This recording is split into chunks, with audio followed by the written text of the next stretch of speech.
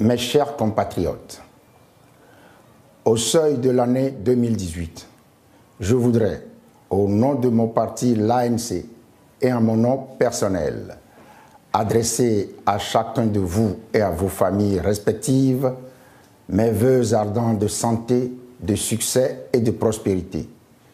Je souhaite à tous une nouvelle année paisible et radieuse, une année qui verra se concrétiser nos aspirations, nos attentes, une année qui nous permettra d'atteindre nos objectifs d'alternance et de changement.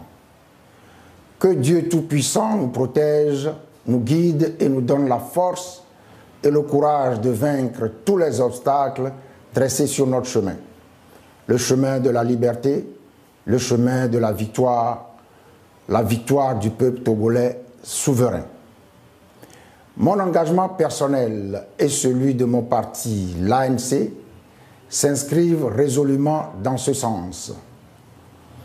En effet, le Togo auquel aspirent les populations togolaises, massivement mobilisées dans les rues sur le territoire national et dans la diaspora, est un pays aux antipodes de ce que nous connaissons aujourd'hui.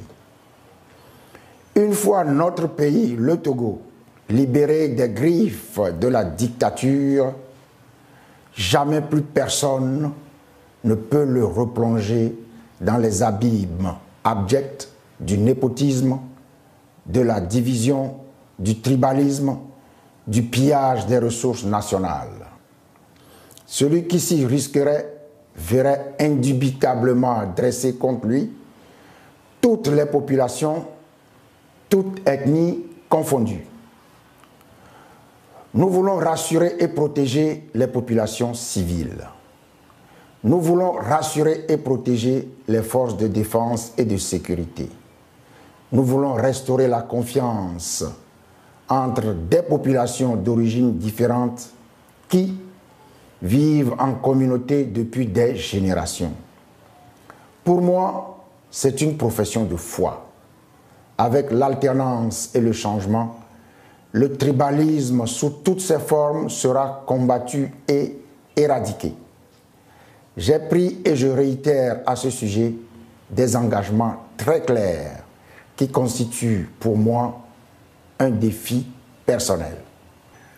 Je demeure pleinement convaincu que c'est avec l'ensemble des forces vives de la nation que nous bâtirons un autre Togo, un Togo démocratique, uni et réconcilié, un Togo résolument engagé dans un développement durable et partagé, un Togo où la sécurité pour tous sera garantie.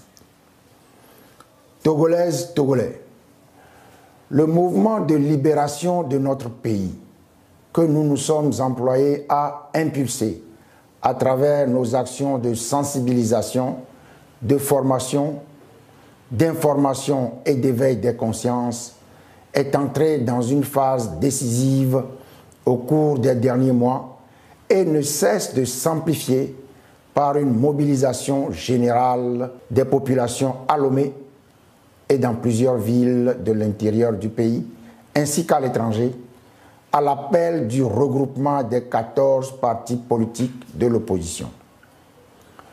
Nous nous en félicitons d'autant plus que c'est l'expression manifeste et vivante de la volonté et de la détermination du peuple togolais souverain à mettre un terme à plus de 50 ans de violence et de terreur, d'arrestations arbitraires, de torture et d'assassinats, de duplicité, de falsification et de fraude électorale, de corruption, de mensonges et d'achat de conscience, de brutalité policière et de coups de force permanents. Je remercie très vivement les populations togolaises sur toute l'étendue du territoire et dans la diaspora pour cette mobilisation historique. Je salue l'unité d'action des forces démocratiques et le caractère pacifique de notre mouvement qui ne cesse de monter en puissance malgré les exactions et les entraves de toutes sortes. Puissions-nous demeurer soudés et déterminés, hors d'atteinte de toutes les tentatives de déstabilisation du bloc engagé que nous formons. Cette année encore, nombre de nos camarades de lutte nous ont quittés. Plusieurs d'entre eux sont tombés au cours de nos manifestations publiques pacifiques sous les balles assassines d'un régime de violence et de terreur. En saluant leur mémoire, nous avons une pensée pour leurs familles respectives. Nous réitérons nos vœux de prompt rétablissement à tous les blessés et mutilés. Nous avons toujours une pensée compatissante pour toutes celles et tous ceux qui, l'âme en peine, passent cette fin d'année dans la tourmente et l'affliction, la tristesse et la désolation, victimes des dérives et autres exactions de ce régime. Je veux dire les prisonniers politiques, les populations réfugiées, déplacées ou contraintes à l'exil et à la clandestinité, les femmes et les commerçants ruinés dans les incendies des marchés, les enseignants actuellement en grève avec pour conséquence l'arrêt des cours et les élèves dans les rues, les personnels de la santé qui, sans grands moyens et dans un cadre professionnel délabré et laissé à l'abandon, se battent nuit et jour pour sauver des vies. Tous les travailleurs togolais qui luttent pour l'amélioration de leurs conditions de vie et de travail.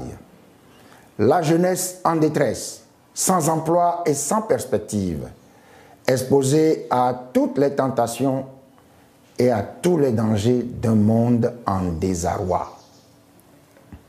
À tous, je réitère ma pleine solidarité et mon plein soutien.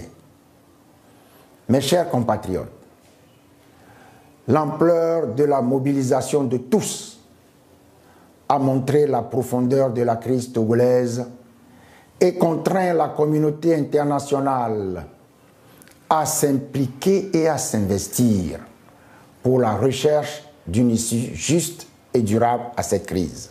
Nous réitérons à cet égard toute notre gratitude aux chefs d'État de la Guinée et du Ghana, qui s'efforcent de réunir, à travers la mise en œuvre de mesures préalables convenues, les conditions d'une discussion politique saine et sereine entre les protagonistes.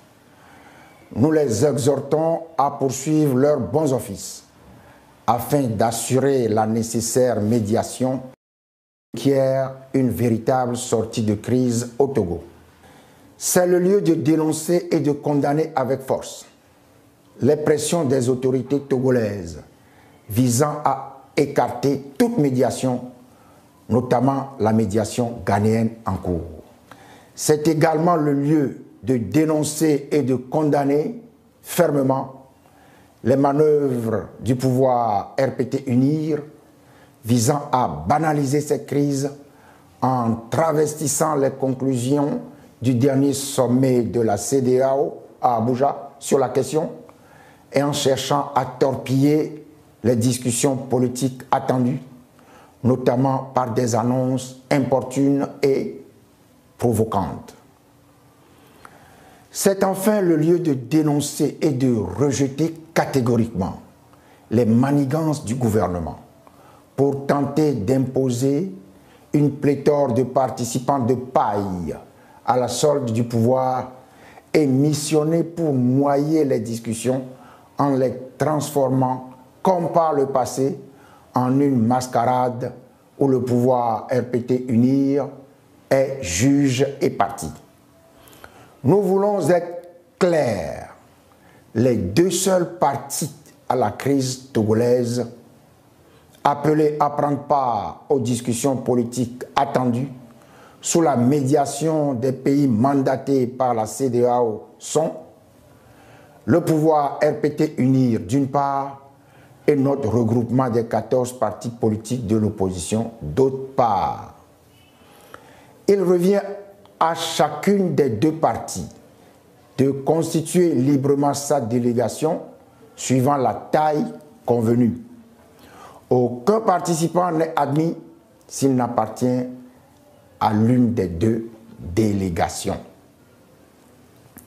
Togolaises, Togolais, mes chers compatriotes, l'heure est à la préparation de discussions politiques sérieuses et crédibles, visant une réelle sortie de crise, et non à des déclarations intempestives et provocatrices dans les médias.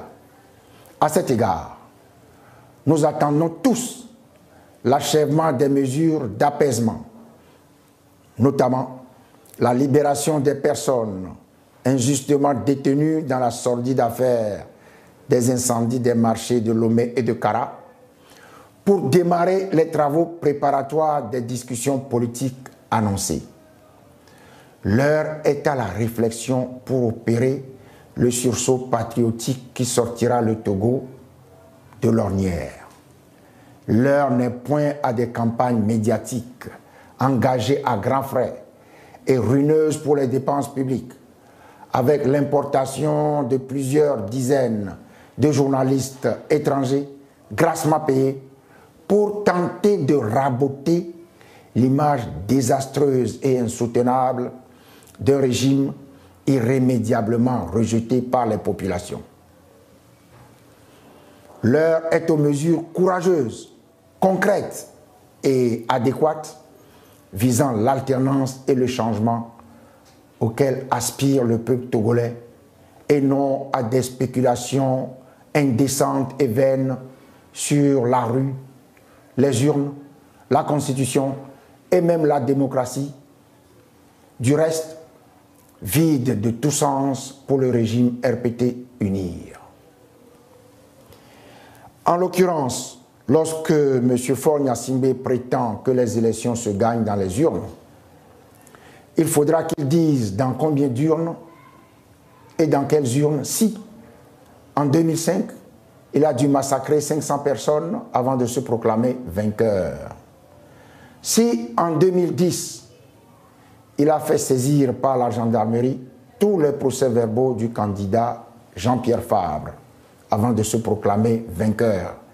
Et si, en 2015, il s'est empressé de se déclarer président alors que la CENI n'avait examiné que 14 procès-verbaux de CELI sur 42. Et lorsque M. Faure Gnassingbé prétend que la Constitution dispose pour l'avenir et non pour le passé, il doit d'abord demander des comptes à son père, à qui les modifications issues des tripatouillages de 2002 ont été appliquées immédiatement, lui permettant de rempiler pour un mandat supplémentaire en dépit de sa parole de militaire. Il devra également demander des comptes à lui-même, qui, à la mort de son père, s'est vu appliquer séance tenante les tripatouillages de 2005, qui l'ont vu passer de ministre à député, de député à président de l'Assemblée nationale et de président de l'Assemblée nationale à président de la République. Il est temps que soit instauré au Togo, comme c'est le cas dans tous les autres pays membres de la CEDEAO, une gouvernance garante des principes de la démocratie et de l'état de droit. Ce qui, dans notre pays, à l'heure actuelle, passe par l'alternance et le changement politique. Voilà pourquoi les revendications légitimes des populations togolaises, martelées depuis des mois d'une seule et même voix par des centaines de milliers de manifestants et portées fermement par nos 14 partis politiques de l'opposition, se résument en une exigence essentielle. Le retour à la Constitution originelle de 1992 qui rétablit le scrutin à 2 tours et limite d'une manière absolue les mandats présidentiels à 2.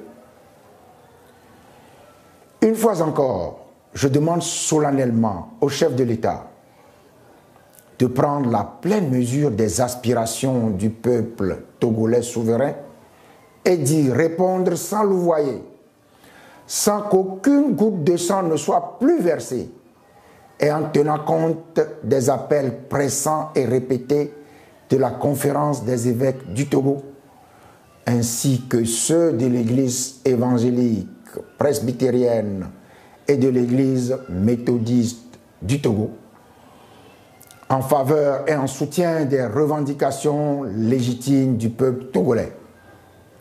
Un peuple digne qui n'aspire qu'à la liberté, à la justice, au respect des droits de l'homme et des principes de l'état de droit, de la démocratie et de la bonne gouvernance. Je réitère mon appel aux forces armées togolaises pour qu'elles prennent leur place aux côtés des populations togolaises et n'entravent pas la marche de la nation togolaise. L'armée nationale devra reprendre sa vocation républicaine et apolitique au service de la nation tout entière et non d'un clan, d'un parti politique ou d'une personne. J'appelle la communauté internationale à une lecture juste de la situation qui prévaut au Togo et à une bonne compréhension des aspirations profondes du peuple togolais meurtri et excédé par 50 ans de dictature. Mes chers compatriotes, le Togo et son devenir appartiennent à tous les Togolais, sans aucune distinction. Et tous les Togolais, sans distinction, ont le droit de voir combler leur soif de justice et de liberté. J'invite l'ensemble des populations togolaises à une vigilance et à une mobilisation plus forte que jamais, avec la pleine conscience qu'il ne tient qu'à chacun de nous et à nous seuls de mener à son terme la lutte de libération de notre pays. Bonne et heureuse année 2018 à tous et que Dieu bénisse le Togo et le peuple togolais tout entier.